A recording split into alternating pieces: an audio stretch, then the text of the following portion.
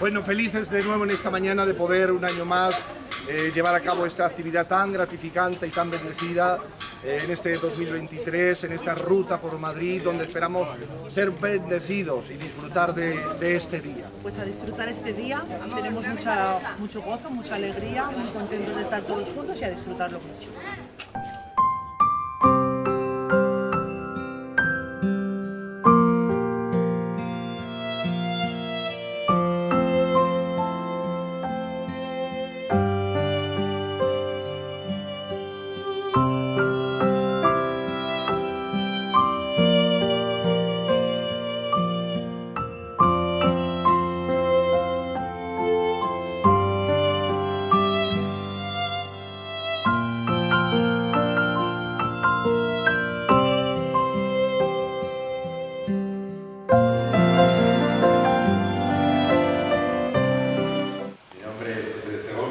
Voy a guiaros en este día por una ruta por lo que era la historia y las huellas que ha dejado el protestantismo en esta ciudad de Madrid. Gabino Fernández, que fue el que siempre ha estado guiando estos grupos desde los años 90. Gabino Fernández Campos, este es el primer año que no está llevando el grupo, ¿no? Y creo que es el momento adecuado de hacer memoria de él, ¿no? Puesto que fue una persona muy entregada al amor a la historia, en un mundo evangélico que cada vez le interesaba menos todo esto. Todo aquello le parecía un rollo, un aburrimiento. ¿Quién le interesa estos nombres, estas fechas que él tenía en la cabeza todas, ¿no? Y que soltaba disparando con una metralleta, ¿no? Cada dato, ¿no? Pero esto cada vez más era como una curiosidad extraña, ¿no? Y se fue quedando al margen, ¿no? Y lo que vamos a intentar con estas rutas es no solo mantener la memoria de Gabino, sino la tarea a la que él se entregó, ¿no? Que fue el dar a conocer, el divulgar, el hacerlo lo más cercano a su ejemplo, ¿no? Con el entusiasmo que él ponía a estas cosas, intentar que la gente saliera con amor a la historia, que viera la importancia de lo que... Y comenzamos en un sitio emblemático, porque es uno de los pocos que está como originalmente se encontraba y que pertenece además al primer momento de la historia del protestantismo en España, que es el siglo XIX, cuando se organizan por fin iglesias, ¿no? y comienzan obras evangélicas como esta del colegio. La historia del Porvenir tiene que ver con una familia alemana, que es una familia que se llama Fliedner. Tengo aquí las memorias de ellos, escribe Fliedner. Ellos eran directamente el primero que viene, que es Federico Fliedner, era hijo de una mujer muy influyente en la historia de la Iglesia luterana, de la Iglesia evangélica alemana, porque esta mujer es la fundadora de lo que se llama las diaconisas. Esta comunidad es una comunidad de mujeres a tiempo completo trabajando para la Iglesia evangélica alemana, luterana, y que no existía hasta que llegó por medio de la familia Fliedner a Alemania. Entonces es muy conocida la influencia de esta mujer, que es de principios del siglo XIX, ¿no? Federico viene aquí recién graduado de sus estudios de teología, cuando hay un primer periodo de libertad religiosa que vamos a ver que comienza en las iglesias, que es 1868. Entonces, cuando él llega acá, la primera visita la hace justamente en el periodo inicial, que se abre la primera iglesia, y él es un recién estudiante que está prácticamente haciendo sus prácticas, ¿no? Cuando inicia, digamos, el proyecto de lo que era el colegio, como os podéis imaginar, esto no había nada, estaba todo sin ningún tipo de edificación, de vivienda, estaba aislado en medio del campo, pero no tenía ninguna autorización ni legalidad para hacerlo. Entonces él no podía conseguir ni siquiera un arquitecto en España para hacerlo. Entonces tuvo que hacer muchas gestiones intentando el problema de un edificio que además no pareciera iglesia, porque la idea que él tenía es que dentro del colegio también hubiera una iglesia, que es donde estamos ahora, la capilla, ¿no? Él realmente no fue pastor de esta iglesia nunca. Él siempre fue pastor de la iglesia que está en la calle Calatrava. Esa iglesia era un salón de baile que alquilaba y utilizaba para hacer cultos y donde fue pastor él toda su vida, ¿no? Pero aquí también se estableció al mismo tiempo una iglesia y el púlpito que veis, según la leyenda que siempre hemos escuchado, viene de la madera del bosque donde Lutero es apresado en el momento de su persecución tras enfrentarse al emperador español, ¿no? Entonces se pone precio a su cabeza, entonces para protegerle, ¿no? Un señor aparentemente le secuestra en un bosque y la leyenda es que la madera viene del mismo bosque. Supongo que verídica la leyenda. Yo me he educado en este sitio, ¿no? Entonces para mí volver acá es volver a mi infancia, ¿no? Precisamente el año en que yo entré en el colegio es la primera vez que legalizan el colegio. En el diario de doña Elfriede Flittner, que era la última de esta larga saga de herencia familiar, que no tenía hijos, ella cuenta como el año 63 reciben la autorización para el funcionamiento legal del colegio, el 12 de marzo del 73. Fijaos de lo que estamos hablando, apenas 2 años antes de la muerte de Franco. Lo que cuenta en su diario es que anteriormente iba su marido cuando vivía, desde el año 39, porque viene en la época de la Guerra Civil, y pedía a la administración autorización y siempre le decía, no se preocupe, venga el año que viene, ya estamos en ello, ¿no? Entonces ellos entienden que realmente, como funcionaba todo en la dictadura franquista, que va del año 39 a la muerte de Franco, el 75, era por el silencio administrativo. O sea, si no te decían nada, tú podías hacer lo que querías. Ahora, el día que te dijeran algo, ese día tenías un problema, ¿no? Entonces, esta era la forma que funcionaba el colegio. No tenían ninguna autorización legal, los alumnos iban por examen por libre, ¿no?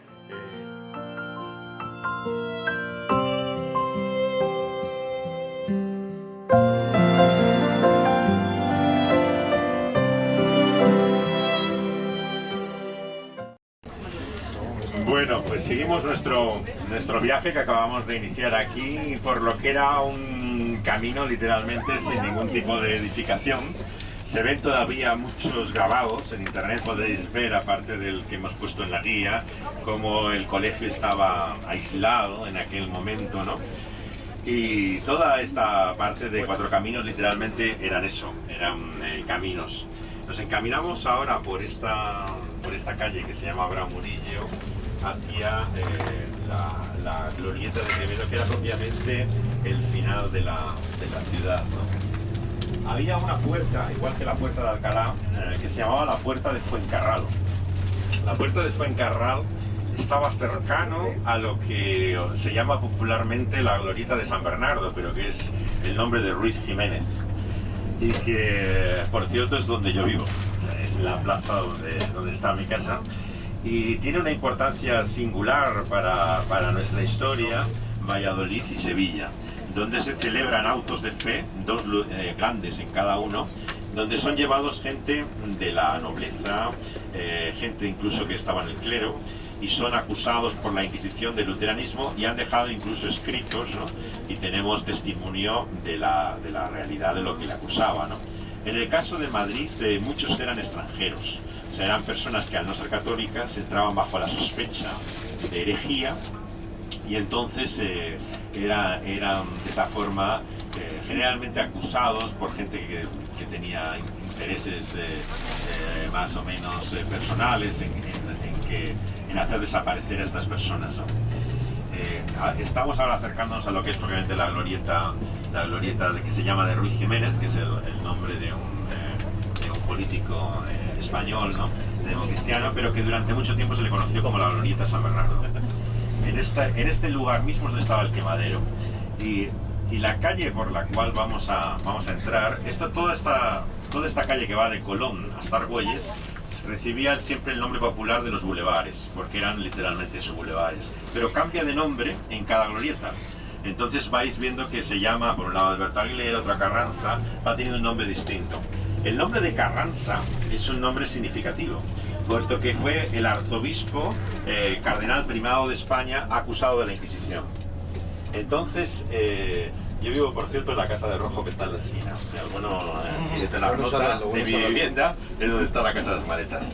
Pues el arzobispo cardenal Carranza, que es la calle donde entramos ahora, era la cabeza del clero de España. O sea, él era, en Toledo estaba establecido el primado de la Iglesia española. Y fue acusado de luteranismo. Fijaos bien, o sea, la cabeza de la Iglesia Católica en España redescubre la Biblia, gente del clero, la alta clase social que había en cada país, ¿no? Y hacen una reforma desde arriba, con la excepción de Francia, porque Francia la reforma es desde abajo, desde los desarapados, de la gente que no tenía influencia, y por eso es arrasada muy duramente. La reforma francesa es literalmente, lo que hacen es una carnicería con ellos, no con los hugonotes. Pero en los demás países, como era gente de influencia, logró reformar el país, ¿no? Cosas en la historia que no entiendes por qué fueron así. Pero lo que está claro es que era el propósito divino que la reforma no triunfara. La reforma del siglo XVI tiene dos focos principales, que son Valladolid y Sevilla, donde se celebran autos de fe.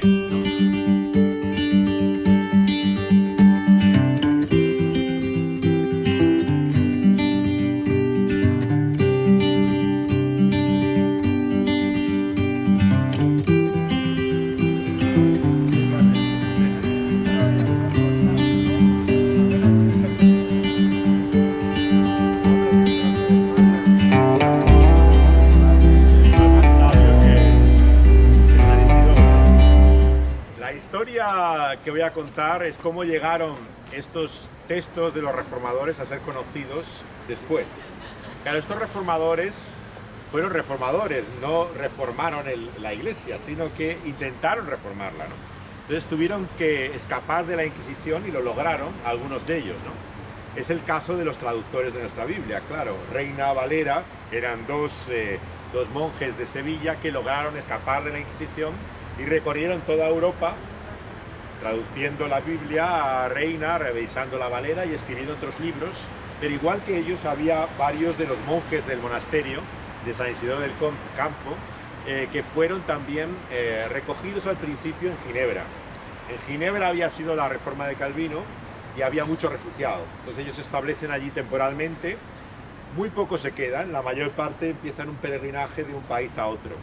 Generalmente hombres como Reina, el traductor de nuestra Biblia, pues pasa a lo que es Suiza, Alemania, pasa luego a Inglaterra, donde fueron protegidos por la reina de Inglaterra, pero no encuentran su hogar en ningún sitio. En cierto sentido, su hogar era esa obra a la que estaban entregados a donde iban, ¿no?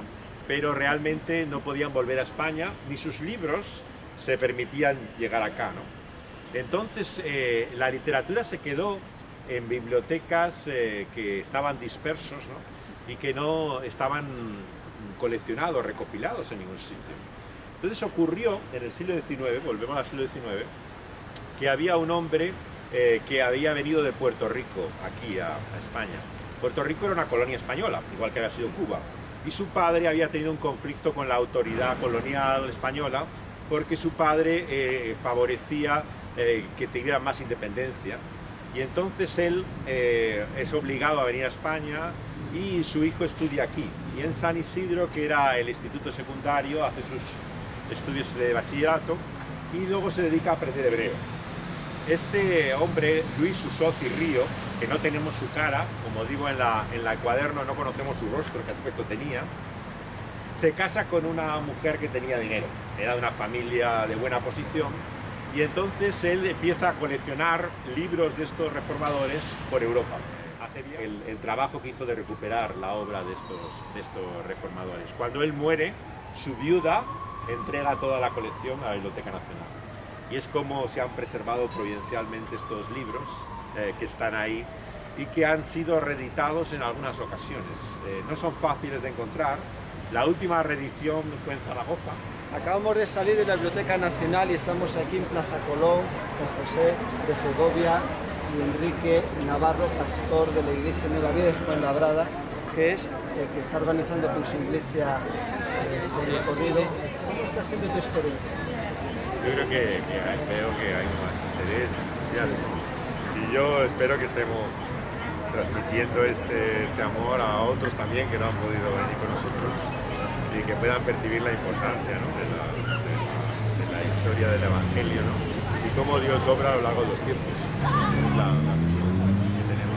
Enrique, has estado en otro viaje, es el segundo, ya tienes un poco de experiencia. ¿Cómo estás viendo este inicio de José de Segovia? Muy bien, la verdad es que muy bendecidos, disfrutando con el pastor José de Segovia, y creo, como bien decía él, que esto es muy interesante, y sobre todo para que no solamente amigos o hermanos o otras iglesias incluso podamos incentivar a que el próximo año se anime la gente a participar de estos eventos que son muy gratificantes y sobre todo muy bendecidos para conocer un poco más de la historia, y la verdad que disfrutando, aprendiendo cosas que es muy interesante.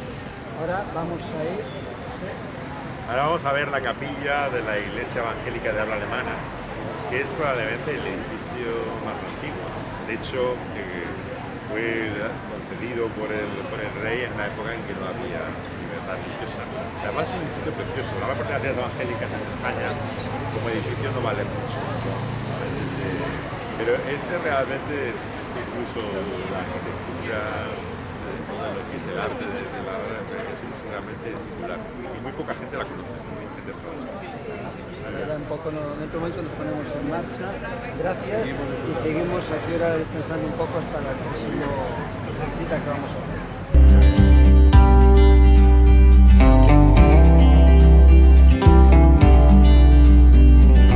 El ministerio de esta iglesia es realmente una de las capillas históricas, pero como edificio, como veis, única.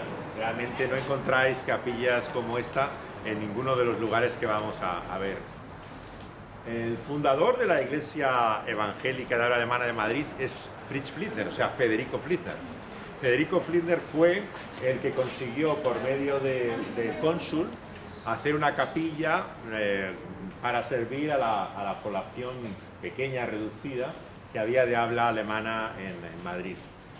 Como os decía, la Biblioteca Nacional fue gracias a la intervención que tenía el rey de parentesco, ¿no?, porque era el tío también del Kaiser, le autoriza por el parentesco familiar a abrir una capilla protestante cuando no había libertad religiosa ninguna, ¿no?, en España. Entonces esta capilla es histórica en todos los sentidos, porque no había ningún antecedente, ¿no?, de una iglesia protestante. Fliedner tiene desde el principio la visión de servir con el Evangelio a la comunidad alemana, pero también llegar por medio del colegio que establece del Porvenir a los españoles, y recibe y recoge desde que estaban en el Escorial a niños que estaban en la calle, huérfanos, que él mismo adopta, y empieza a dar posibilidades por la educación también, al mismo tiempo que sirve esta iglesia. Luego se vincula también con otra iglesia española, de habla española, que había en el barrio de la Latina, que es la congregación que está hoy en Calatrava. Ese era un salón de baile que él alquila y empieza a hacer reuniones allí también al mismo tiempo en español. Entonces él, como podéis imaginar, hizo un trabajo extraordinario, ¿no?, Federico Fliedner.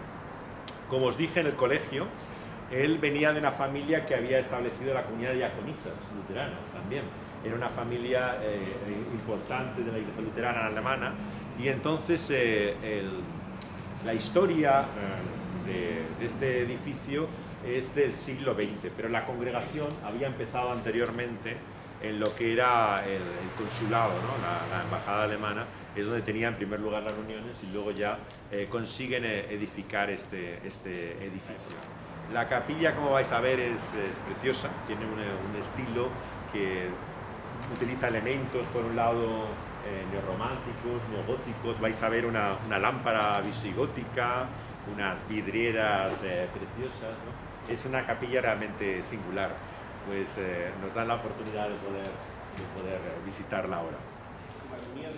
En el caso de él había un hombre llamado Ríos que estaba con él, y luego los pastores de la primera iglesia, que veremos el lugar en Madrid, ¿no? Que era uno catalán, cantante de ópera, que se había convertido con valdenses en Italia, y había venido, después de estar en Cataluña predicando, le habían condenado a pena de muerte, y le dijeron que para la única forma de librarse de ser ejecutado era ir al exilio. Entonces se fue a Gibraltar, Ruet, la Paula de Ruet. Él fue el primer pastor, digamos, en Madrid que había antes de Flickner, ¿no? Tenía vinculación con este país y con la medio que había. Y entonces él supo administrar esos fondos también para apoyar españoles.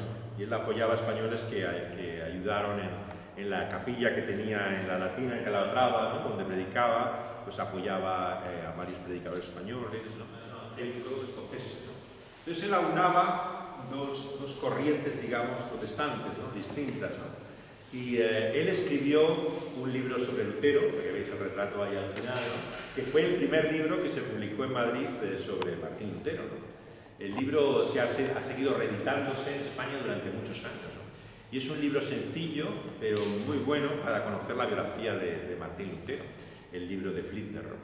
Él traduce mucho material, tanto para la liturgia, ¿no? Que utilizaba, como para la escuela, ¿no? Materiales que había de estudio.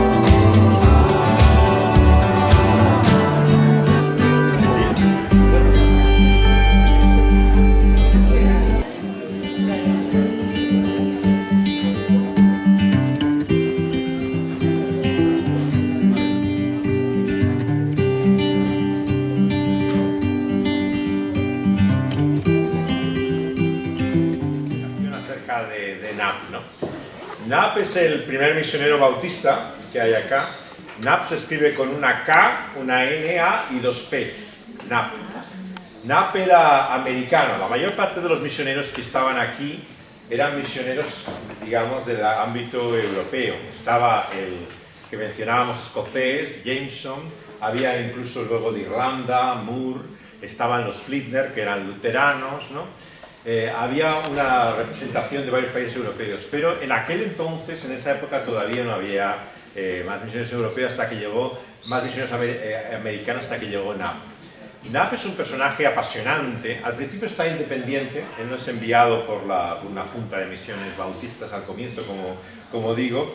Había estudiado en la Universidad de Nueva York y se dedicaba básicamente a las lenguas modernas, que era lo que él enseñaba. Y en lo que encontró también trabajo aquí para empezar a moverse, no como misionero, sino intentando establecer contactos con la visión, eso sí, también de traer el Evangelio a esta ciudad, ¿no? Él viene en 1800, como veis en las notas, 67, un periodo muy cercano ya como misionero independiente, pero había estado anteriormente en España. Las primeras visitas él conoce lo que es el primer núcleo de la iglesia primera española, que veremos el lugar, que estaba en la plaza de Santa Catalina de los Donados. Eso es justamente, veremos, detrás de Ópera, y ahí es la capilla donde estaba Ruet y Carrasco, los dos que he hablado en la capilla alemana, el que era malagueño y el que era catalán, que había conocido en Italia, estaban de pastores. De hecho, Flickner, cuando viene la primera vez acá, en sus diarios comenta que hablando con Ruet habla de las tensiones que tienen también con Knapp, ¿no? Knapp quiere hacer una iglesia bautista, claro. Y la idea de los otros pastores y misioneros era crear una iglesia sin denominación, que uniera muchas tradiciones juntas. Esto crea muchas discusiones entre ellos, ¿no?, en cuanto al deseo que él tenía de hacer una obra independiente. Él finalmente lo inicia y curiosamente, como digo en el guión, él comienza con el misionero presbiteriano irlandés que estaba entonces en la plaza de la Cebada, hasta que organiza en 1870, es la fecha, la primera iglesia bautista de Madrid, ¿no? Él establece todo lo que es la base de la iglesia. Como digo, en la guía hay un pastor, hay también tesorero, hay un secretario, son dos los diáconos, que es el gobierno de las iglesias bautistas, y vuelve a América, donde llega a ser profesor en Yale, nada menos, en la universidad, y se dedica nuevamente a las lenguas modernas. Entonces él era un misionero atípico, como vamos a ver, como Borrow. No era el misionero tradicional que entendemos, ¿no? Una persona con mucho carácter, ¿no?, y que al mismo tiempo tenía una visión muy clara y que luchó por ella todo el tiempo. Lo curioso, como digo, es que luego le va a suceder una obra misionera bautista sueca, aunque él logra ya el apoyo para esta capilla de la Junta Bautista del Norte de Estados Unidos, ¿no? Es la que le estaba apoyando a la obra misionera acá. El edificio, como podéis imaginar, claro, no es el edificio que veis en la foto, ¿no? Está totalmente cambiado de forma. La placa hace referencia, ¿no?, también a dos pastores, ¿no?, el pastor Francisco Fernández, que estuvo 21 años, que corresponde realmente al periodo clave de la historia de la Iglesia, porque del 97, claro, es muy cercana a la fecha de la fundación, pero es que vive hasta los años 50 casi, ¿no? O sea, el comienzo, o sea, él vive toda la transición de la primera mitad del siglo pasado, ¿no? Y él tuvo mucha influencia acá. Y el siguiente pastor que ha marcado la historia de la Iglesia, don Juan Luis Rodrigo, como veis, él está también desde los años 50 hasta realmente finales del siglo pasado, ¿no? Está activo, ¿no? Ellos hicieron una labor, por lo tanto, muy perseverante, muy abnegada, ¿no? Y hicieron grandes esfuerzos también para tener buenas relaciones con otras iglesias.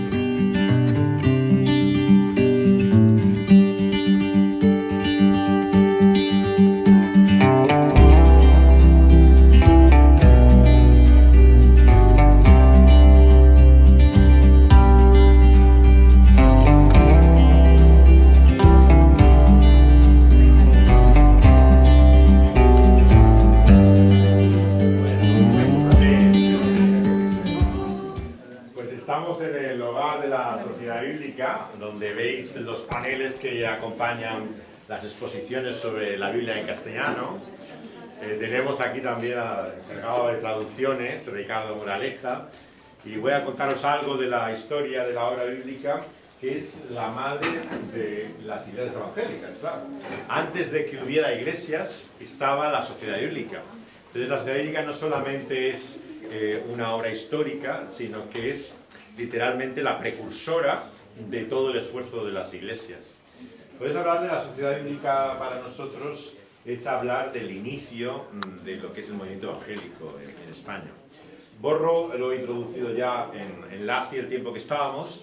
Viene aquí con la idea de publicar la Biblia. Conté en la Biblioteca Nacional cómo hace el Nuevo Testamento, ¿no?, con el Socirrío, cómo es confiscado, veremos incluso luego en el centro su casa, y contaré algo más de su prisión, ¿no? Pero Borrow llega a abrir un pequeño despacho con Biblias en la calle del Príncipe de Madrid, ¿no?, que finalmente también, claro, tiene múltiples incidentes y tiene que dejar acá, pero establece la base de lo que es la sociedad bíblica, ¿no? Las fotos que encontráis aquí son de los presidentes, de los directores que hacen la sociedad bíblica en este tiempo más reciente. Aquí está un Araujo, hablando de los Araujo, Adolfo Araujo, uno de los que era pastor al mismo tiempo que encargaba la obra, y allí en las dos fotos que veis está don José Flores, que fue de Palma de Mallorca, pastor, y que tomó la obra de la sociedad bíblica cerca de la Gran Vía, en una calle que se llama Flor Alta, que luego Monroy establece allí la librería y la editorial de Irmayol y la base de la Iglesia de Cristo, cuando viene a Madrid, ¿no? Y él era el encargado de de lo que era la sociedad bíblica en aquel tiempo, y llegó a publicar un libro que se llama La Biblia en España. El que está a la derecha es de origen argentino, Virgilio Bangioni, que es una familia, hijos de un evangelista que se establece también durante temporadas en España, Fernando Bangioni, y que tiene todavía familiares acá, que ha dejado, y que se encargó de la sociedad bíblica en el periodo en que estaba el Santa Engracia, nombre actual, García Morato, nombre antiguo, ¿no? Es la paralela a Abraham Murillo, donde estábamos en la calle del colegio, justamente más abajo, detrás estaba allí la librería, toda la base. Era muy modesto las instalaciones que tenía, pero Virgilio Bangioni allí hacía todos los envíos, cualquier cosa, con voluntarios. Entonces la sociedad bíblica empieza a crecer a partir de después de él, ¿no? O sea, justamente el periodo después de Virgilio Bangioni es cuando se amplía mucho y hay más medios y recursos que hay. En la biblioteca encontráis copias de la Biblia en muchos idiomas, ¿no?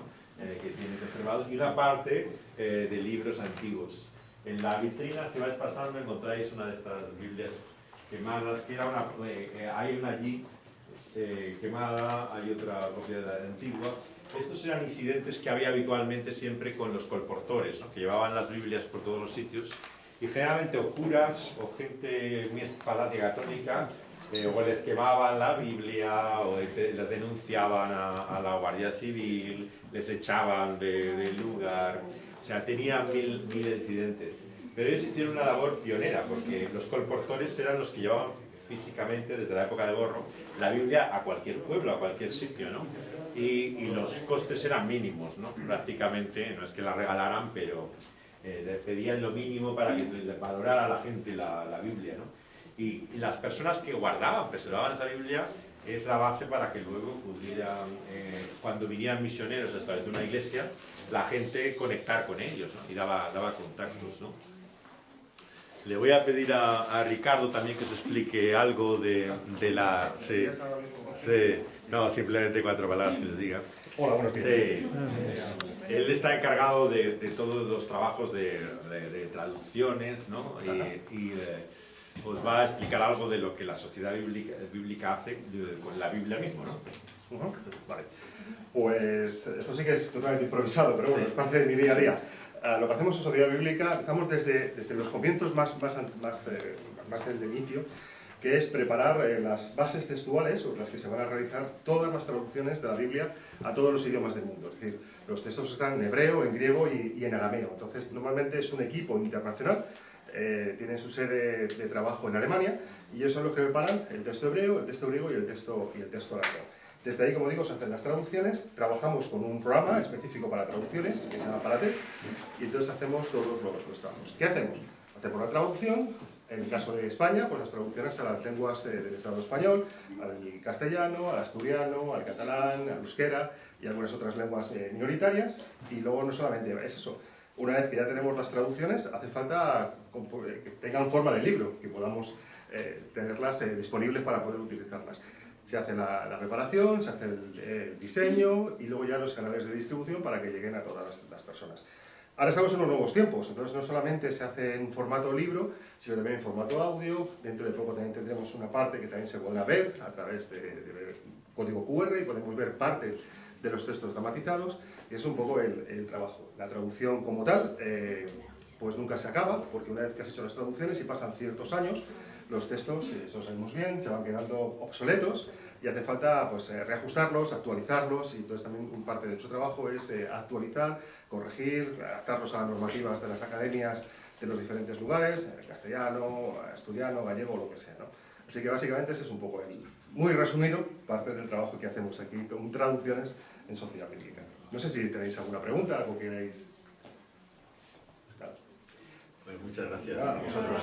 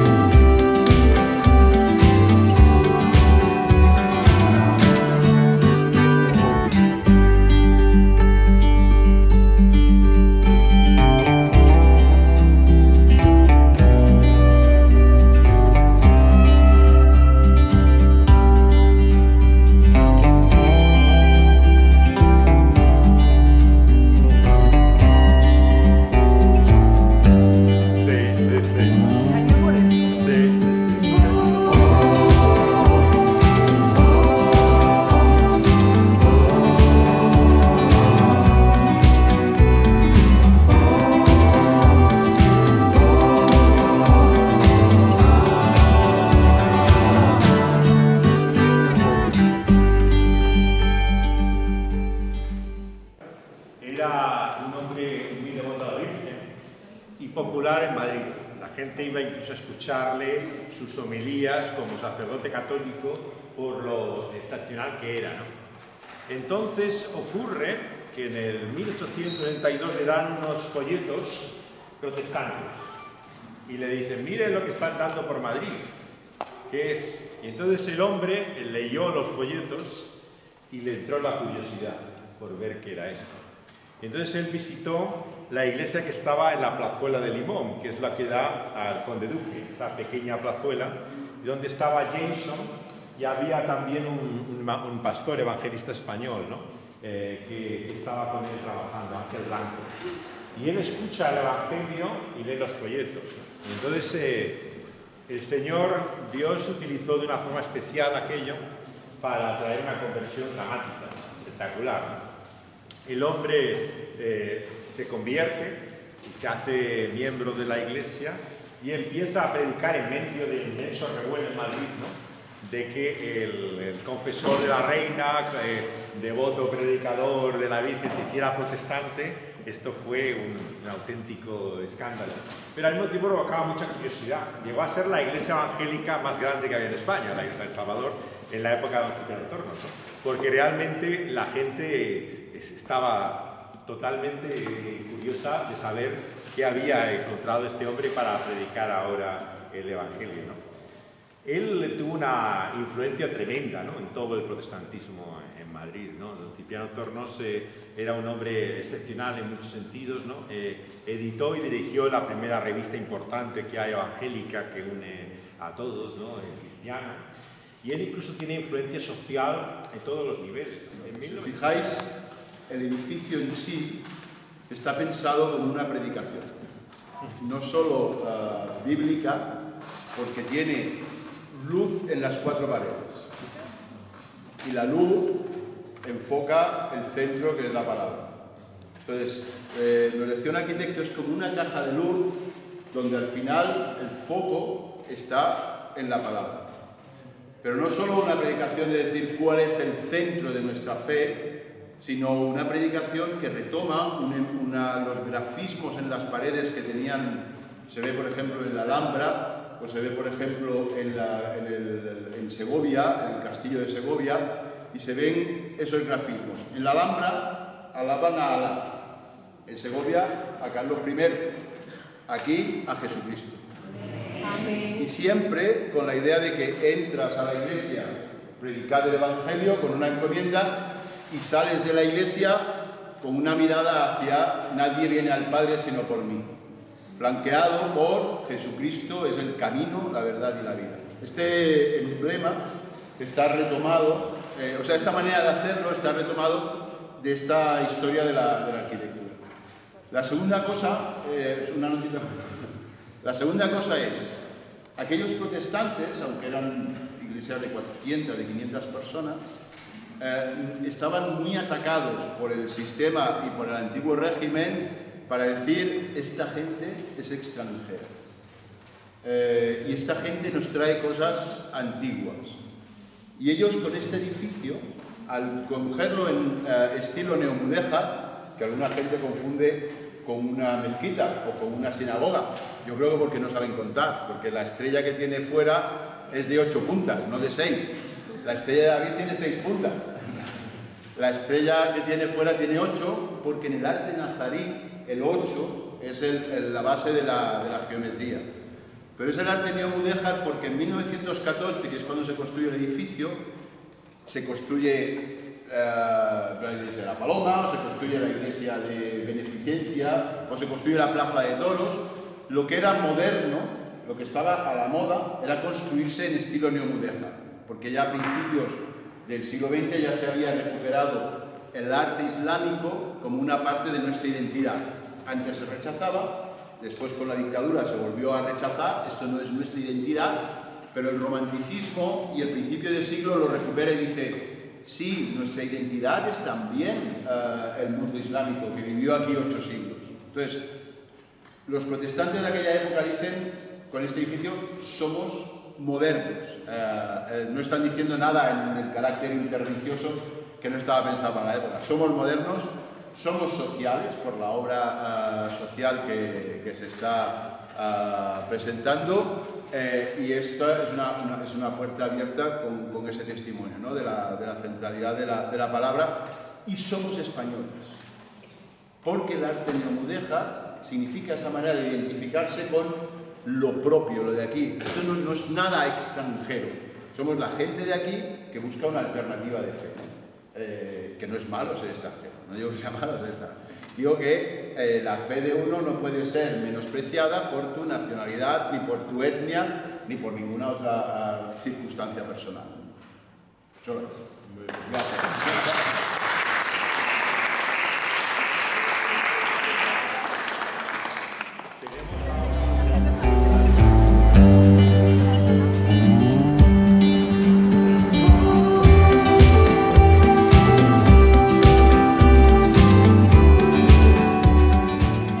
Hacerse tristemente famosa, el 16. El 15 comienza en Italia y en torno a ese contexto dominicano establece este tribunal de la orden de los dominicos para juzgar la pureza del catolicismo. Entonces aquí tenían la base donde está este sitio, y estamos aquí también porque donde está ese edificio moderno que hace esquina fue el primer culto protestante que hubo en Madrid. Era una posada que era de un extranjero, entonces él alquilaba el salón de la taberna, digamos, del bar a quien quisiera. Entonces le alquilaron por primera vez extranjeros para hacer un culto en español, y hicieron la primera reunión evangélica exactamente en esa esquina, en ese sitio, que fuera el primer lugar de culto. Ahora vamos a ir andando en dirección a la Plaza Mayor, pero vamos a ver antes la Casa de Borro, recorriendo todo este camino hacia abajo. Vamos a ir hacia abajo y vamos hacia la casa donde vivió él los años que estuvo en Madrid. Tenéis un grabado, si lo veis en la portada, ese era el interior de la capilla.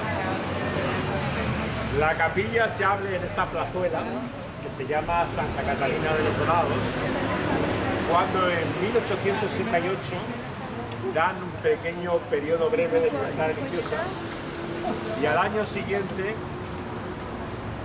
alquilan este local, ¿no? Y empiezan a predicar en él con la puerta abierta, como veis en el grabado, gente entrando y saliendo. Cada daba la vuelta a la gente, se escuchaba, se marchaba y pasaba de paso.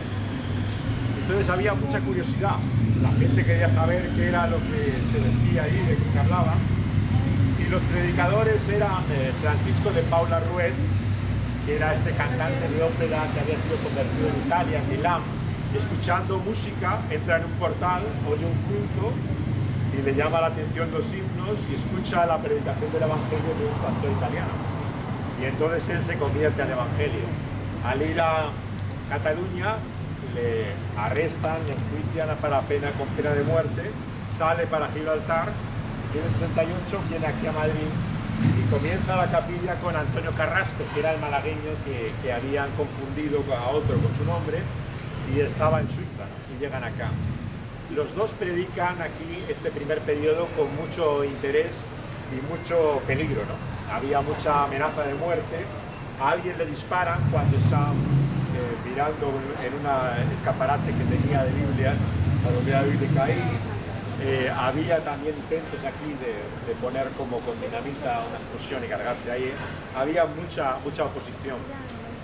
Pero hubo muy buena respuesta, más de lo que ellos imaginaban en aquel momento, ¿no? Entonces Ruet ya era mayor, era un buen predicador, pero tenía este estilo anticuado, ¿no? Muy florido. Estos predicadores, como Tornos mismo, le gustaba mucho repetir las cosas. Era famoso de Tornos que él decía 3 veces lo mismo, ¿no? Y la gente le gustaba, era como para enfatizar lo que había, ¿no? Era el estilo antiguo, ¿no? De Atoya. Pero Carrasco era más joven, entonces él era un predicador evangélico más directo. Él predicaba el evangelio muy claramente, el nuevo nacimiento, la necesidad del arrepentimiento de la fe. Era un buen predicador Carrasco. Pero se marcha con Fritzner a Nueva York, que hay una conferencia de la Alianza Evangélica Universal. Y van a hablar de la libertad religiosa y de la necesidad de aprovechar la oportunidad que había en España. Fritzner tenía amigos en América y se queda allí con amigos. pero Carrasco vuelve en un barco que se llama Ville de Havre, ¿no? Como la localidad francesa. El barco se hunde y él muere con 30 y pocos años, ¿no? Después de haber empezado a predicar aquí el Evangelio. Entonces, por este misterio de la providencia, ¿no? El Señor quiso llevarse al que era uno de los predicadores con más dones, ¿no? Pero la obra continúa, ¿no? En diferentes locales, ¿no? Hemos hablado de la Plaza del Limón, de Ganitos, la calle que habéis venido de Plaza Mayor, de la Plaza de España. Allá había también la capilla de ellos, ¿no? Empiezan a tener varios lugares de testimonio. Todavía no eran iglesias en el sentido de que había miembros, bautizados, o sea, eran predicaciones del Evangelio que se hacían allí y la gente entraba por curiosidad y escuchaba lo que había, ¿no? Entonces, realmente en esta plazuela fue el primer lugar que se hizo un impacto en el Evangelio. La Iglesia Católica se preocupó mucho y abrió este lugar, que veis al lado, la capilla del Santo Niño del Remedio.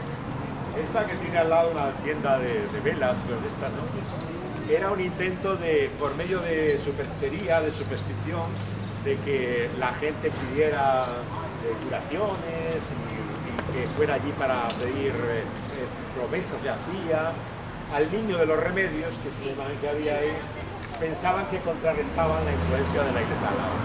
Y entonces empezó a venir mucha gente a la capilla, todos los días abierta, ¿no? Todavía sigue, ¿no?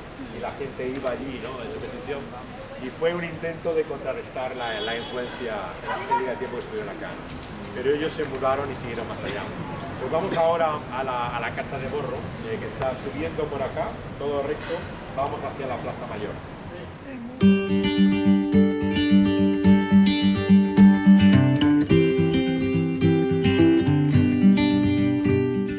Pues esta es la casa de George Borrow, don Jorgito el inglés, como se le conocía en Madrid, que vino en 1830 a España en medio de las guerras civiles, ¿no? Que había de carlistas isabelinos, y empezó, como cuenta en su libro La Biblia en España, a llevar Biblias por donde pasaba con su caballo, con su burro, y a distribuir por primera vez el material de la Biblia sin notas católicas, que simplemente la Biblia fuera leída sin ninguna influencia.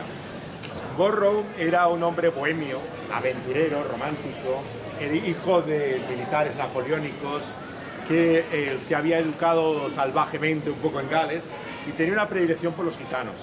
Entonces enseguida se hizo amigo de los gitanos y él no solamente publica el Nuevo Testamento aquí sin notas en Madrid, sino también un Evangelio de Lucas al caló, al idioma gitano, de los españoles gitanos, ¿no? Escribe un libro sobre ellos luego, que se llama Los Tincali, los gitanos en España, y cuando se enteran que ha publicado el Nuevo Testamento, enseguida lo llevan preso a la cárcel que vamos a ir allá, toman todos los ejemplares de la Biblia confiscados, ¿no? Y los destruyen, ¿no? Y entonces él está cautivo durante un largo tiempo en la prisión, mientras el cónsul inglés intenta liberarle, ¿no? Sacarle de la situación en la que estaba. George Borrow era un personaje muy excéntrico. De hecho, su biografía de la Universidad de Cambridge se llama así: George Borrow el excéntrico. Era soltero casi todo el tiempo. Muchos han especulado si tenía alguna relación con alguna mujer cuando estaba aquí en España.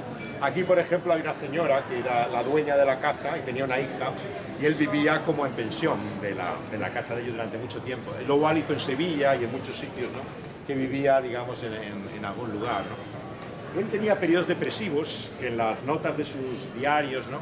Le llama con un nombre en clave, ¿no? Y parece que incluso intentó suicidarse de joven varias veces en Inglaterra, cuando intentaba hacer carrera en la poesía. Pero era muy aventurero. Como dije, se ofreció en medio de todos los tumultos de la Revolución Rusa también a llevar una copia de la Biblia en lengua manchú, ¿no? Siempre se había aventurado a lo más arriesgado. Él regresa a Inglaterra después de 3 largos viajes, ¿no? Y escribe sus libros, incluido La Biblia en España, allí. Don Manuel de Azaña, que era el presidente de la República Segunda, traduce el libro La Biblia en España. Y durante un tiempo estuvo disponible en España, pero con la dictadura desapareció y el libro no vuelve a aparecer hasta el final ya de la democracia, que se publica en Alianza Editorial, el libro de La Biblia en España, traducido por Azaña, por don Manuel Azaña. Manacén era muy anticlerical, no era protestante, pero sin embargo le caía bien todo lo que fuera anticatólico, ¿no? Y entonces el libro está lleno de comentarios, ¿no? Críticos, de bromas, sátiras sobre comentarios que le hacía la gente, ¿no? Católica cuando le vendía la Biblia. Es sumamente inteligente, muy bien escrito, es un libro que os recomiendo leer si queréis conocer algo de la historia de esa época, ¿no? Se llama La Biblia en España, está publicado en muchas ediciones. Él muere ya viviendo con su hija, todavía una edad joven en Inglaterra, en Oulton, pero realmente tiene una gran influencia, sobre todo el periodo en España. Él decía que los años que pasó aquí fueron los mejores de su vida. Tenía idealizado este tiempo, ¿no? Como un tiempo de aventura, un tiempo de peligro, pero también un tiempo en el cual él sintió que hacía algo que realmente merecía la pena, ¿no? Con su vida, ¿no? Y él contactó con casi todas las figuras importantes que había en Madrid. El conde de Romanones, que era alcalde de Madrid, se trataba con él. Era un hombre que entraba en cualquier despacho, enseguida se buscaba. Era simpático, ese tipo de persona que cae bien donde vaya. Hablaba mal en español como casi todos los idiomas. Era muy políglota, pero apenas hablaba bien casi ningún idioma, ¿no? Pero tenía mucho desparpajo, enseguida se sabía manejar, ¿no? Y era un personaje entrañable, ¿no? La gente le apreciaba y era siempre ingenioso en sus comentarios. Y si leéis el libro, es asombroso, ¿no? Lo verdaderamente inteligente que son los comentarios que tiene y lo bien que está escrito. Pues esta era su casa. La placa se la puso una sociedad que se llama Wellington, que son de amigos de los ingleses en España o algo así, pero no es del ayuntamiento, es una placa particular que la han sabido colocar acá y que está justamente en la casa donde él vivía. Vamos a ir ahora a la prisión donde estuvo él, que es en el Palacio de Santa Cruz, pasado al otro lado de ahí, que todos los bajos que veis ahí eran los calabozos. Ahí metían a la gente, digamos, importante, ¿no? O sea, extranjeros, presos que eran de cierto nivel, que eran delicados, los metían ahí en prisión y estaban allí, que ahora es del Ministerio de Asuntos Exteriores, donde vamos ahora. Así que vamos a atravesar la Plaza Mayor y ahí explico algo de los autos de fe de la Inquisición.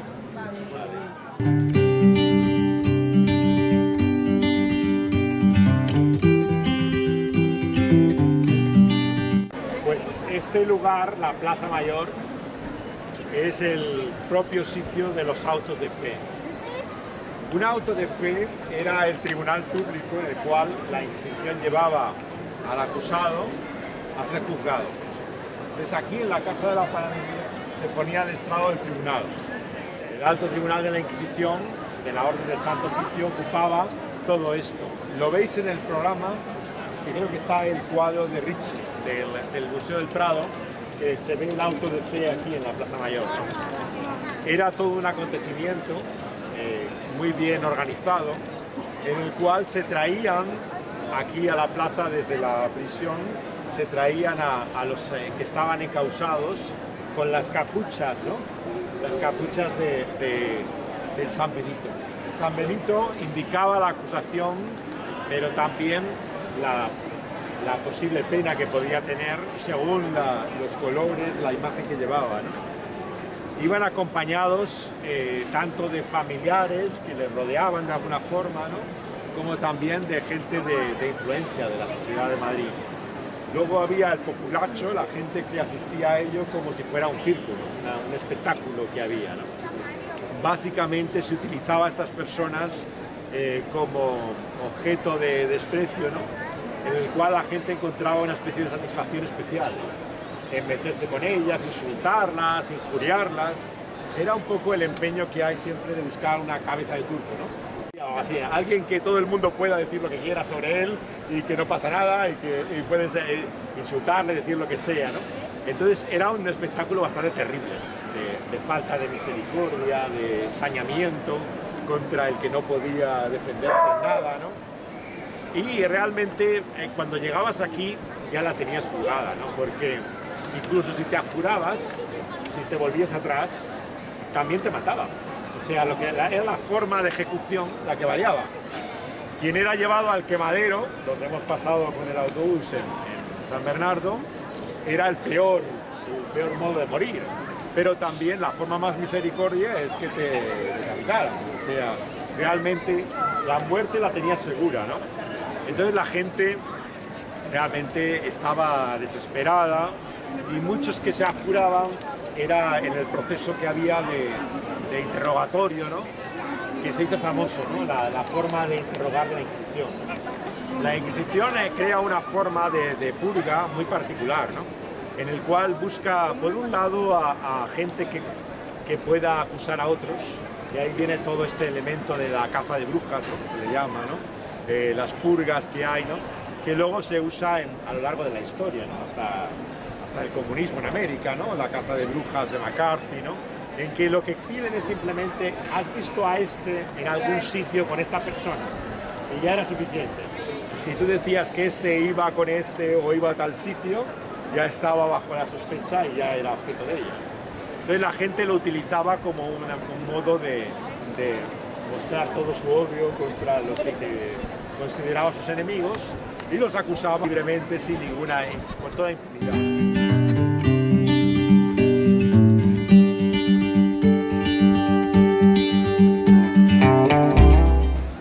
Estamos en el Palacio de Santa Cruz, que era la prisión donde estuvo Borrow, y que veis aquí los calabozos. La parte de abajo era la parte donde estuvo preso, con muchas gestiones del cónsul inglés para sacarlo, para liberarlo, ¿no? Él es apresado al mismo tiempo que otro que había venido después que él en el segundo viaje a España. Este otro inglés le apresan en Cádiz, ¿no? En el sur de España. Está también mucho tiempo en la cárcel y causa una noticia en el diario Times de Londres, que empieza a sacar publicidad de estos ingleses que están en prisión por difundir la Biblia en España. Entonces aumenta la presión con el gobierno español para liberarlos. Esto que es ahora del Ministerio de Asuntos Exteriores, ¿no? Era siempre lugar, digamos, para gestiones de extranjeros o lo que tenía que ver con ello. Y la parte de abajo era donde estaban las prisiones de ellos. En la Plaza Mayor sigue habiendo incidentes, ¿no? Uno de los más conocidos de la época ya del franquismo fue el incidente con Arthur Blessitt en el año 73, el hombre de la cruz. Arthur Blessitt era un evangelista americano que había ido a evangelizar hippies a Los Ángeles en finales de los años 60. Él comienza una misión en la parte de Los Ángeles que llaman el Strip, que era un sitio de clubs nocturnos, de locales de striptease, y empieza a evangelizar, y muchos jóvenes conocen el evangelio allí. Entonces Arthur Blessitt conecta con esta generación y allí tiene la impresión de que con una cruz como la que tenía en la misión, si fuera por la cruz por las calles, la gente se le acercaba y le preguntaba. Él se convierte en lo que se debe llamar el hombre de la cruz, ¿no? El personaje que iba con la cruz. En la época del franquismo, él entra con la cruz desde Francia, y entonces mi pastor, que era Alberto Araujo, Calatrava, le invita con todos los pastores de Madrid a hacer una predicación aquí en el centro, en la Plaza Mayor. Cuando no tienen autorización, piensan que hay silencio administrativo, y donde está la estatua se coloca con la cruz y empieza a predicar, traducido por Alberto Araujo. Yo era un niño, estaba escuchándole, y la policía llega con caballos, coches por todos los lados de la plaza, y de repente en un momento entraron en polvoreada dando golpes, ¿no? con las porras y golpeando a toda la gente que estaba ahí, ¿no? Entonces fue un caos tremendo, ¿no? Yo me acuerdo de ver una señora con la cabeza rota de los golpes en el suelo, sangrando. O sea, era un espectáculo dantesco, ¿no? Totalmente. Salió en la prensa, incluso en la española apareció algo de que había habido incidentes y tal, ¿no? Pero era una de las ocasiones en que se veía evidentemente, ¿no? El coste de lo que implicaba predicar el evangelio, y más al aire libre, ¿no? Hacerlo públicamente era algo imposible, ¿no?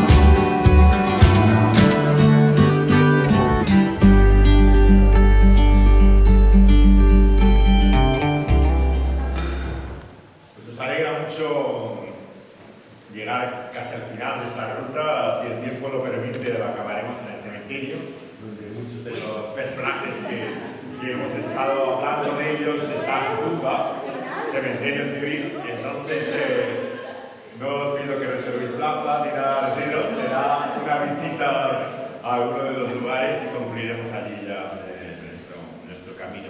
Pero qué mejor sitio que este también para acabar lo que es esta ruta por el Madrid vivo, de testimonio evangélico durante tanto tiempo. La Iglesia Evangélica de Chamberí es, sin lugar a dudas, una de las fundamentales. Y la obra pionera, ¿no?, del primer misionero, de Roberto Chapman, está en una fecha tan temprana realmente como que nos llevaría casi a la época de Borro y los viajes.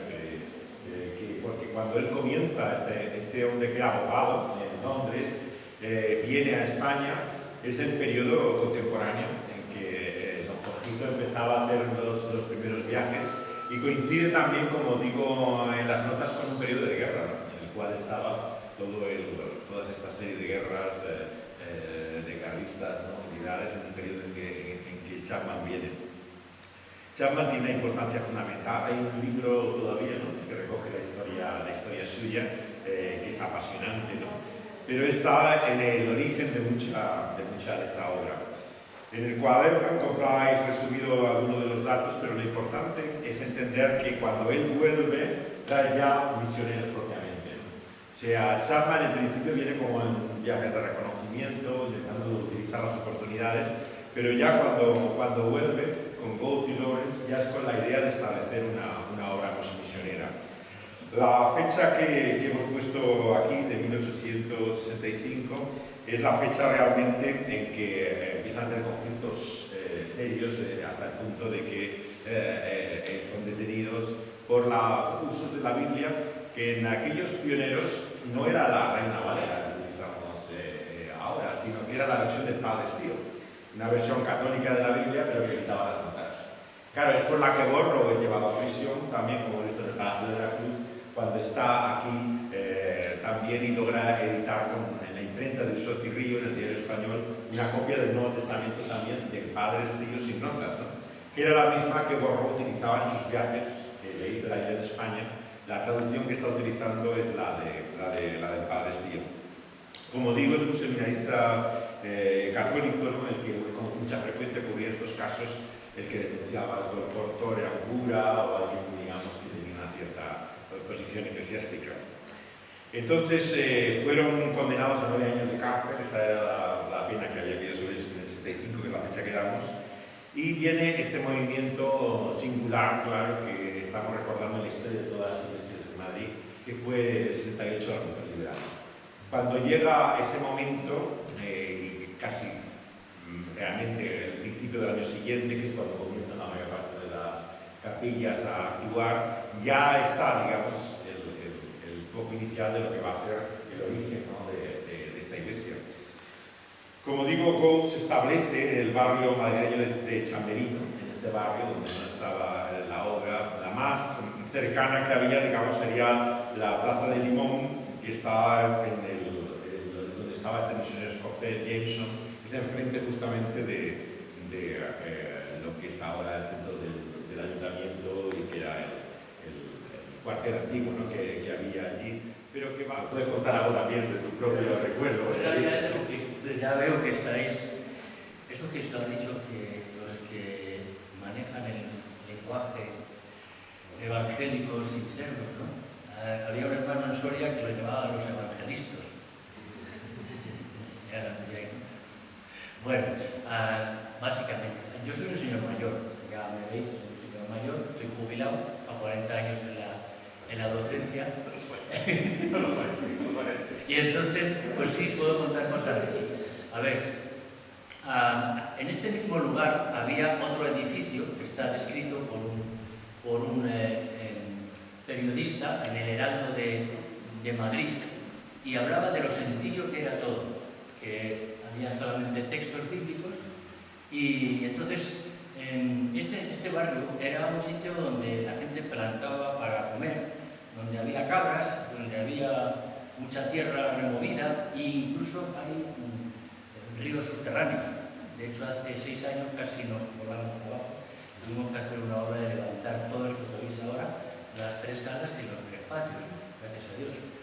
Bien, entonces, esto estaba extramuros. Y cuando empieza a crecer la población, empiezan a plantar aquí casas, aquí y allá. Entonces aquí se hizo lo veis en la foto, una nave central más pequeña y dos laterales. Y por los laterales entraba la luz, que era lo más importante. Pero pasado el tiempo, debido precisamente al arenisco, pues estaba a punto de venirse abajo, y es cuando ya se inicia la obra que actualmente estáis viendo. Hubo un aporte bastante importante en el dinero de los hermanos alemanes. Y luego don Juan Bife también hacía lo posible cada vez que iba a Inglaterra para pedir fondos para aquí. Y yo quiero preguntar una cosa, como aficionado a la arquitectura, con un hijo arquitecto, yo arquitecto de interiores. Decidme si conocéis algún local, ya sé que lo importante no es eso, sino la persona, la iglesia son las personas, pero a mí me importa mucho el hecho de que no sea solo un tubo y toda la gente mirando para allá a una especie de altar que no sabemos por qué está allí. Lo importante sería verlo más así, ¿no? Decidme si encontráis de 1947 algún edificio en Madrid, que no sea un teatro o un cine, que no tenga por medio una fila de pilares, de columnas. Es muy difícil. Y esto es de 1947, aunque no lo parezca. Aquí tuvieron que captar hasta abajo, hasta la piedra, ¿no? Y entonces esto, porque claro, aquí lo veis, aquí está entrando la luz, aquí también, pero a partir de ese arco, ahí encima hay 7 pisos y trasteros arriba. Y eso pesa. Entonces, yo le doy muchísimas gracias a los arquitectos que hicieron una cosa tan versátil como puede ser esto. Que puedes entrar por un lado y salir por el otro, hoy día ya sin obstáculos arquitectónicos, que puedes entrar por Quesada, salir por allí, que un carrito podría entrar por aquí y por allá, ¿sí?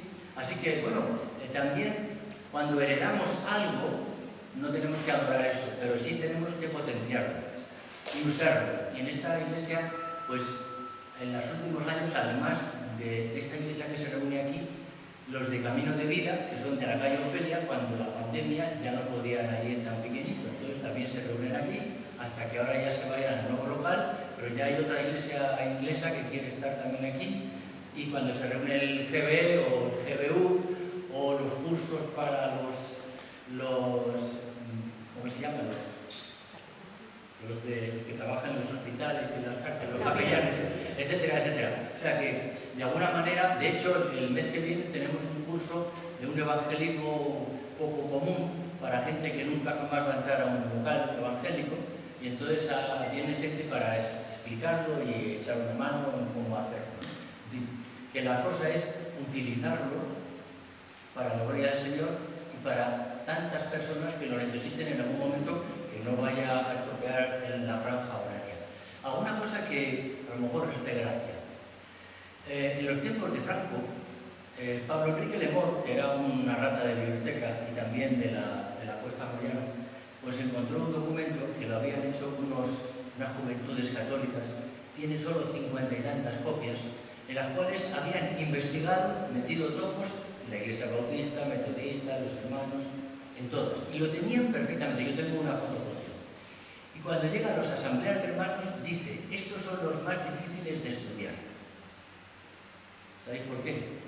Porque tienen menos jerarquía, menos estructura, despistan más.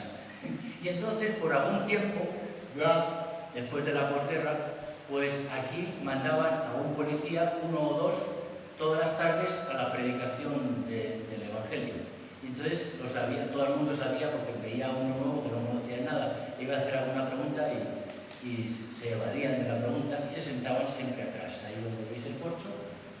Y durante prácticamente 2 años estuvieron todos los años levantando acta de lo que se decía allí, ¿no?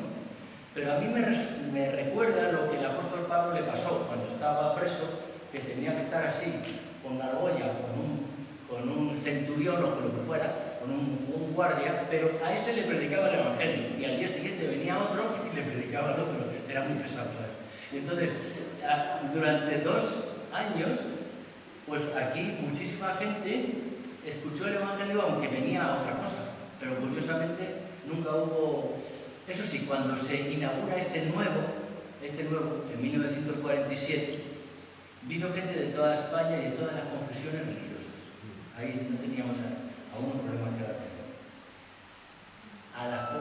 A los pocos días entraron, rompieron todos los bancos, la plataforma, y se veía escrito de Viva la Virgen, el eje fuera de España, tal. Esto en 1947. Pero cuando muere Franco, en 1975, ya crees que esto ya se ha pasado. Pues justamente cuando empieza la democracia, en la puerta aparecieron otra vez todos los carteles y bien.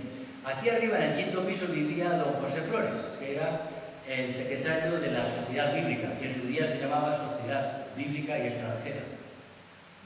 Y entonces bajó con una... Yo era un crío y le vi bajar con una perca de estas de color beige, y entonces llevaba una cámara de fotos de estas que uno mira por aquí y ve la imagen allí, antigua, pero otra en la mano. Y entonces empezó a hacer fotos, nosotros tenemos esas fotos, y ponía herejes fuera de España otra vez, viva Cristo Rey, viva la Virgen y otras obscenidades que no quiero repetir porque hay niños aquí. Y entonces el hombre empezó a hacer fotos, pero la policía llegó enseguida y le cogió la máquina y se fue. Y creyó que lo había conseguido, pero él, como tenía en la otra máquina, entre las dos iba haciendo clic.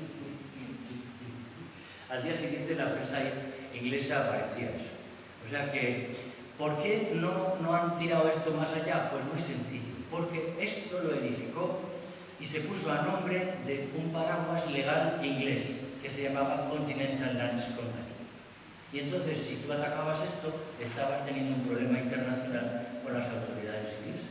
Así que el Señor también a veces utiliza esas cosas para que, aunque tú no lo busques, pero de pronto te viene. Un abuelo mío, Longinos, vaya nombre, Longinos era tan alto que él sentado era tan alto como mi abuela de pie. Y Longinos estaba muerto de hambre por baliacederas, y de pronto llega una nota a la embajada suiza, que eso no lo hemos dicho, pero en los tiempos de la guerra civil, aquí tenían más hambre, bueno, cogían las mondas de las patatas, las calentaban y se comían eso. Y una nota para la embajada suiza. Llega a la embajada suiza y era como la pesca milagrosa, eran tantos paquetes que no podía recoger. Llamó a los vecinos y vinieron todos los vecinos y repartió todo entre los vecinos, y ese fue el testimonio evangélico. Que alguien que no conocías desde Suiza te mandaba algo porque algún misionero había dado tu nombre y tu apellido y tu dirección. Cosas que...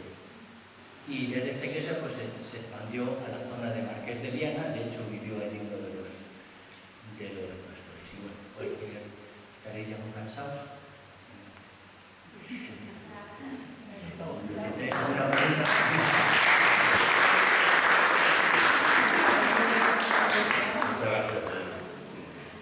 Muchas gracias a que nos hayáis permitido esta oportunidad y sobre todo poder escuchar también a Mariana.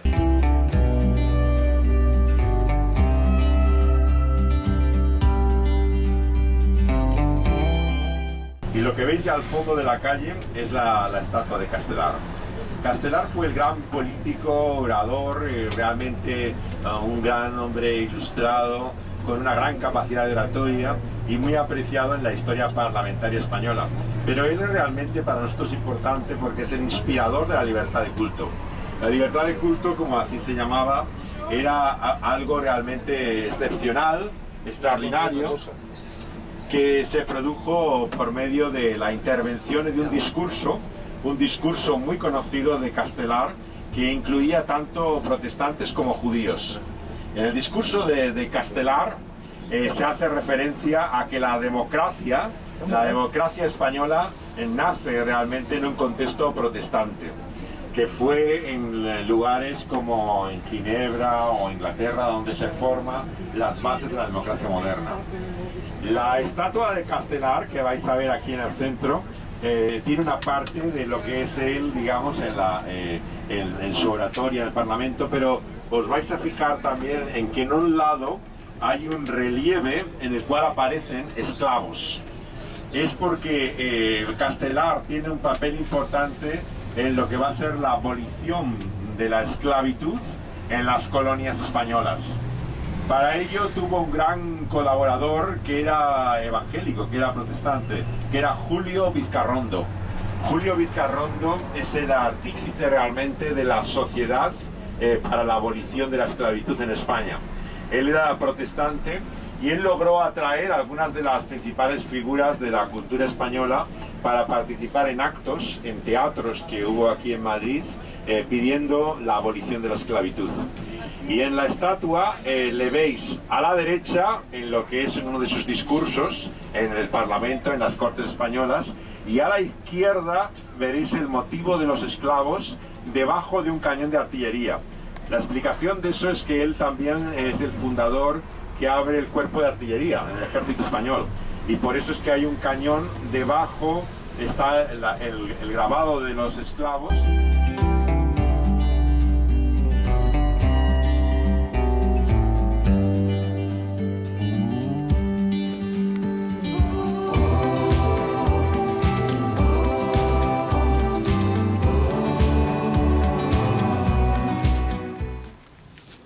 Aquí está tanto la familia Flitner como, si veis al lado, Francisco de Paula Roet, que pone el pastor de la primera iglesia evangélica española, que está justamente al lado, ¿no? En la tumba de al lado de ellos, ¿no? Tiene texto de Dios es amor, y aquí está también un texto de homenaje a los pastores, ¿no? De reconocimiento a ellos, ¿no? Que os hablaron de Dios, ¿no? La palabra de Dios, ¿no? Y en recuerdo a lo que hicieron, ¿no? Hay otra tumba de los Flitner en el otro lado, pero vamos a pararnos solamente acá. Alice Gordon Gulick. Alice Gordon Gulick. El apellido de él era Gordon, que tiene el apellido inglés, americano de estar casada con él, pero Gulick era el apellido de ella de soltera. Ella estudió en una de las universidades de mujeres que había en Estados Unidos, en Inglaterra, la misma donde está la famosa poetisa inglesa, poetisa americana. Estudió en la misma universidad que ella, ¿no? Y vivió aquí el resto de su vida hasta morir. Fue una mujer, esposa de un misionero congregacional americano, que fue al norte de España y en Santander estableció la primera escuela de mujeres que era evangélica. No había ninguna otra escuela de mujeres, con la idea de formarlas a la universidad. Vienen a Madrid y adquieren en la calle Fortuny un local que le llaman la Residencia de Señoritas. De ahí salieron las primeras licenciadas universitarias españolas, ¿no? Formadas por ellas, ¿no? La Residencia de Señoritas era paralela a lo que era la residencia de estudiantes de la generación del 27, de los poetas, Lorca, Buñuel, todos estos artistas estaban en el otro lado. Ellos le llamaban la Boston a la casa de ellas, ¿no? E iban a verlas a veces allá donde hacían actividades. Bueno, llegó a estar Einstein dando una conferencia, Falla hizo conciertos de piano en la sala de ellos. No podemos ver el instituto, está cerrado hasta el 18 de septiembre que lo abren. Es todavía propiedad estadounidense y era de la iglesia congregacional originalmente, luego se conformó una entidad. Murió primero el marido y ella fue aquí enterrada, y se cuenta que las chicas cantaron el Salmo 23, que era uno de los que hacían en la capilla del colegio, que comenzaba como el Porvenir, en aquella época también con una capilla en la cual las que no querían ir estaban libres de no ir, pero era una capilla evangélica, ¿no?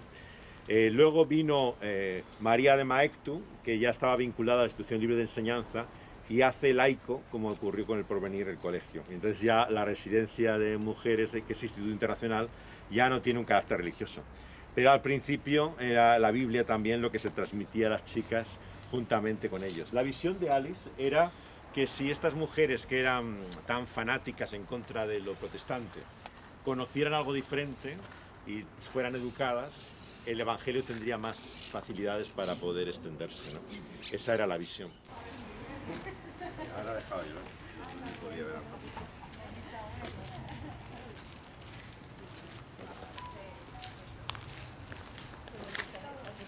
La tumba de don Cipriano Tornos, que fue el capellán de la reina, que fue predicador de la iglesia que hemos visto de El Salvador. Y os voy a leer algo de uno de sus sermones, que fue una muestra clara de lo que él predicaba. Dice: Jesucristo ha sido para la humanidad no ya solo el divino modelo de lo que todos debiéramos ser, no ya solo el divino maestro de lo que el hombre debe creer y obrar, sino el sacerdote a la vez que la víctima expiatoria de nuestros pecados. Como modelo nunca debiéramos apartar de él nuestros ojos, como el pintor del modelo que tiene delante, y el discípulo de la muestra que le ha puesto su profesor. Bueno es que estudiemos e imitemos a un San Pablo, a un San Pedro, a la bienaventurada Madre del Salvador, pero el gran modelo de ellos y el nuestro debe ser siempre Cristo. Cuando hablamos o obramos o pensamos o vamos a algún sitio deberíamos siempre preguntarnos: ¿hablaría así Cristo? ¿Obraría, pensaría así? ¿Iría Cristo donde nosotros vamos? Y la respuesta de nuestra propia conciencia nos dirá cuál debe ser nuestro proceder. Como maestro, ni lo ha habido, ni lo hay, ni lo puede haber en el mundo más docto, más íntegro, más cariñoso, más amable. Las teorías que tanto halagan nuestras pasiones, escuchadas de labios elocuentes, si no están conformes con las doctrinas de Cristo, son perversas, disolventes. Solo la doctrina de Cristo es la doctrina del cielo. Toda luz, todo bálsamo, toda eficaz para hacer al hombre sabio y santo. Nadie como Cristo enseñó al rico y al pobre, al jefe y a los súbditos, al esposo y a su compañera, al niño y al anciano. Oh, si las verdaderas doctrinas del Cristo, las doctrinas sanas del Evangelio, reinasen en la sociedad. No haría falta ni ejército, ni policía, ni cárceles, ni presidios, ni patíbulos. El último patíbulo que el mundo debió ver fue el patíbulo de la cruz del Calvario. Más otra cosa aún mayor necesitaba la humanidad. Era pecadora. Y por consiguiente de lesa majestad divina, sujeta a la pena de la ley, la muerte eterna. Según aquella sentencia de Dios, la paga del pecado es muerte. La humanidad tenía pues que pagar esa muerte, esa pena. Y Jesucristo vino a hacer esa paga. Jesucristo vino a expiar los pecados de la humanidad. Jesucristo vino a salvar a los pecadores. Y no de otro modo pudo hacerlo sino muriendo en lugar de ellos. ¿De qué nos hubiera servido que Jesús hubiera venido a revelarnos en toda su pureza la voluntad de Dios, a darnos la voz de alerta sobre los castigos del pecado en la vida futura, o a inspirarnos buenos deseos de la vida eterna? Era necesario que nuestro pecado fuera quitado. Era necesario que fuera pagada nuestra deuda. Era necesario, en fin, un Redentor. Y eso fue Jesucristo. Eso es Jesucristo, solo Él. Sin Jesucristo no hay salvación. Jesucristo fue nuestro sustituto puesto y por consiguiente aceptado por el mismo Dios que cargó en Él el pecado de todos nosotros. Por su llaga fuimos curados. Y como fue castigado por nosotros, por eso nosotros tenemos paz. Y por eso dijo al morir: todo está consumado. Bueno, ni él ni ninguno de nuestros hermanos que está aquí ya no están aquí, están con el Señor. Y esto es simplemente un recordatorio de que por esa misma cruz sus pecados también fueron perdonados, ¿no? Y nosotros tenemos esperanza. Le voy a pedir al pastor Marcos, el que hace la última oración también aquí en el cementerio. Enrique, perdón. Dando gracias a Dios por el testimonio, pero también por la obra de Cristo. Enrique, si quieres, por favor. Sí, Señor, te agradecemos, Dios, esta tarde maravillosa en tu presencia. Y gracias por este testimonio, Señor, que hemos escuchado de nuestro hermano. Señor, gracias por estos hombres, los cuales, oh Dios, tú usaste para que la palabra, tu palabra, Señor, corriese y llegase hasta nuestros días. Gracias porque tu palabra está viva, oh Dios, tu palabra es real, tu palabra es eterna, Dios. Gracias porque hasta nosotros llegó este Evangelio y todo ello también es gracias a estos hombres, oh Dios, que fueron capaces de dar hasta su vida, incluso, oh Dios, por la causa, por tu nombre, Señor, y por tu palabra. Gracias, Señor, por esta tarde maravillosa, por este día donde hemos aprendido muchas cosas y gracias por todas las cosas, en el nombre de Jesús. Amén. Amén. Amén.